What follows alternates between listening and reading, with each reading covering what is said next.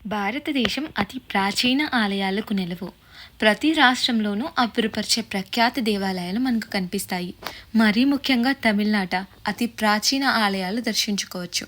అందులో భాగంగా భూలోక వైకుంఠంగా పిలువబడి శ్రీరంగాన్నైతే నేను మీకు ఈ వీడియోలో చూపించడం అయితే జరుగుతుంది.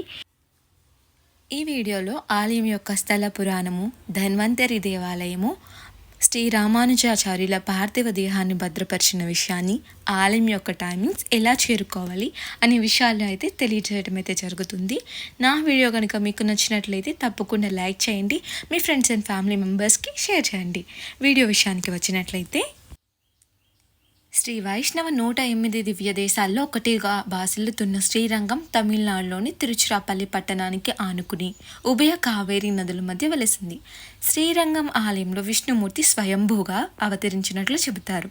భూలోక వైకుంఠంగా పేరొందిన ఈ ఆలయము ప్రపంచంలోని విష్ణు ఆలయాల్లోకెల్లా అతిపెద్దది. శ్రీరంగం ఆలయాన్ని ఇండియన్ వాటికన్గా కూడా పిలుస్తుంటారు. ఆలయ స్థల పురాణం ప్రకారం త్రేతాయుగంలో శ్రీరాముడు రావణాసుర సంహారం చేసిన అనంతరం విభీషణుని భక్తికి మెచ్చిన రాముడు అతనికి రంగనాథుడి విగ్రహం కానుకగా ఇస్తాడు. అయితే రాముడు విభీషణుడితో ఈ విగ్రహాన్ని లంకకు తీసుకెళ్లే సమయంలో దారిలో ఎక్కడా కింద పెట్టవద్దని చెప్తాడు. ప్రయాణ బడలికతో విభీషణుడు రాముడు చెప్పిన మాటను మరచి ప్రస్తుత శ్రీరంగం ఉన్న ప్రాంతంలో విగ్రహాన్ని కింద పెట్టి కాసేపు విశ్రమిస్తాడు. కొంత సమయం గడిచిన తర్వాత తిరిగి లేచి ఆ విగ్రహాన్ని పైకి ఎత్తబోగా ఆ విగ్రహం పైకి లేవదు. అప్పుడు ఆ ప్రాంతాన్ని పాలించే రాజు ధర్మచోళుడు విభీషణుని ఓదార్చి ఆ విగ్రహం ఉన్న చోటే ఆలయాన్ని నిర్మిస్తాడు. అయితే విభీషణుడు కోరిక మేరకు రంగనాథ స్వామి వారు లంక ఉన్న దక్షిణ దిక్కుకు తిరుగుతాడు. ఆనాటి నుంచి శ్రీరంగంలో శ్రీ రంగనాథుడు స్వయంభూగా కొలువై పూజలు అందుకుంటున్నాడు.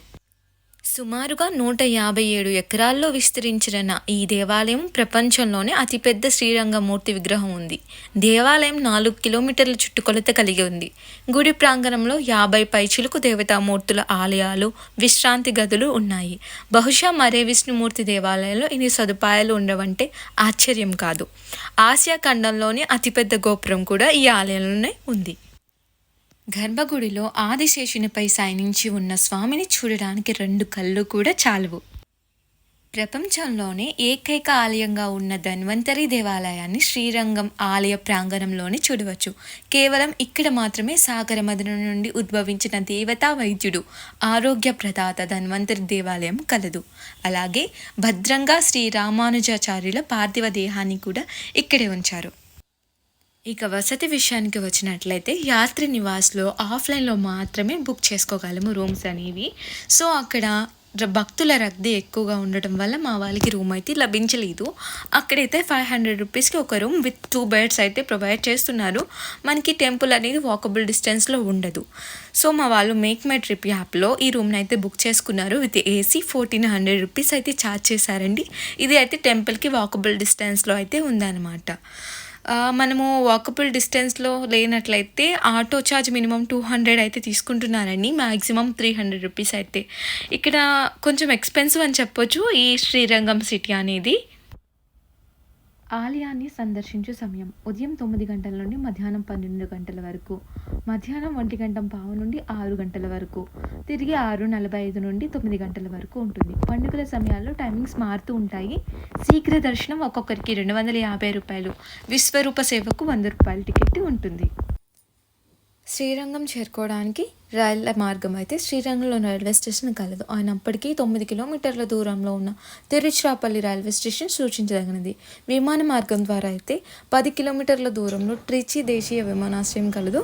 ఇక్కడ అన్ని దేశాల విమానాలు వస్తుంటాయి. ఎయిర్పోర్ట్ బయట క్యాబ్ లేదా టాక్సీలు కూడా ఉంటాయి. రోడ్డు మార్గం కూడా మనం చేరుకోవచ్చు. శ్రీరంగం క్షేత్రానికి తిరుచిరాపల్లి, బెంగళూరు, చెన్నై, కోయంబత్తూరు, కన్యాకుమారి తదితర ప్రాంతాల నుండి ప్రభుత్వ, ప్రైవేట్ బస్సులు నడుస్తూ ఉంటాయి.